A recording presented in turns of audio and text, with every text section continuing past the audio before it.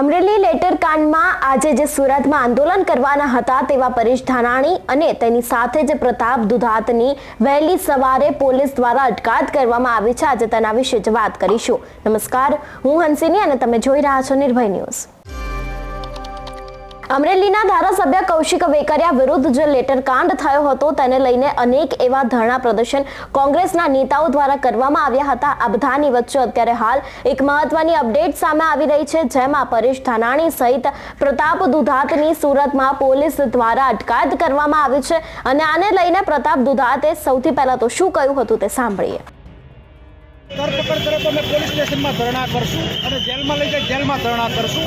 આ કોઈના બાપની ગુલામી કરવા માટે અમે અહીંયા નથી। અમે અમારા સંકલ્પ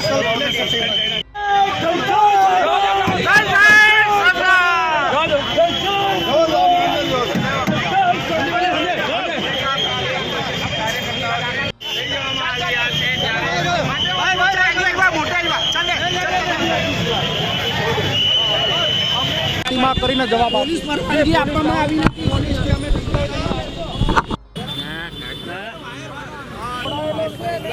પ્રમાણની આ લડાઈ પોલીસ સામે છે, આ લડાઈ તંત્ર સામે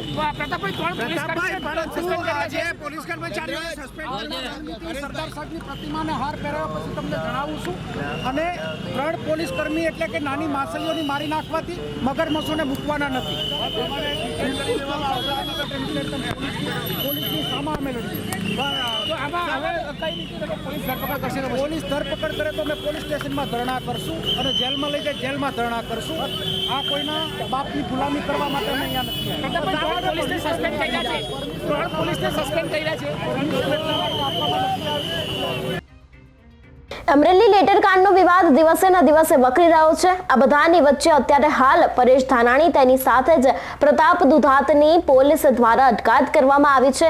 આ વિવાદ છેલ્લા ઘણા સમયથી ચાલી રહ્યો છે। જ્યારે લેટર કાંડ સામે આવ્યો હતો ત્યારથી 4 લોકોની ધરપકડ કરવામાં આવી હતી। તેમાં જે એક પાટીદાર યુવતી હતી તેનું સરઘસ કાઢતાની સાથે જ આ સમગ્ર વિવાદ છે તે વકર્યો હતો અને તે જ દીકરીને ન્યાય અપાવવા માટે થઈને કોંગ્રેસના દરેક નેતા મેદાને આવ્યા હતા। સૌથી પહેલા તો અમરેલીમાં તેમના દ્વારા 48 કલાકના ઉપવાસ કરવામાં આવ્યા હતા। તે બાદ ત્યાં નારી સ્વાભિમાન આંદોલન છે તે પણ કરવામાં આવ્યું હતું ને તે બાદ હવે પરેશ ધાનાણી દ્વારા ગઈકાલે જાહેરાત કરવામાં આવી હતી કે આજે સુરતમાં પણ નારી સ્વાભિમાન આંદોલન છે તે સવારે 10 થી લઈને સાંજે 5 વાગ્યા સુધી કરવામાં આવશે। પરંતુ આ આંદોલનની પહેલા જ પ્રતાપ દુધાત તેની સાથે જ પરેશ ધાનાણીની અટકાયત કરવામાં આવી છે। તેની સાથે જ પ્રતાપ દુધાતનો આપણે ખુલાસો પણ સાંભળ્યો કે તે પોતાના અટકાયત વિશે શું વાત કરી રહ્યા છે। પરંતુ હવે સવાલ અનેક ઉભા થાય છે કે આ બધાની વચ્ચે કૌશિક વેકરિયા ચૂપ છે, પાટીદાર દીકરી પણ શંકાના દાયરામાં છે। આ બધાની વચ્ચે કોંગ્રેસના નેતાઓ જે અત્યાર સુધી તે પાટીદાર દીકરી માટે લડતા આવ્યા છે તે બંને નેતાઓની અત્યારે હાલ અટકાયત કરી દેવામાં આવી છે।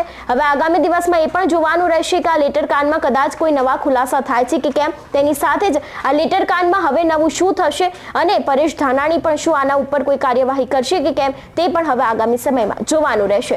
તમારું શું માનવું છે આ વિષયને લઈને અમને કમેન્ટ કરીને ચોક્કસ જણાવજો।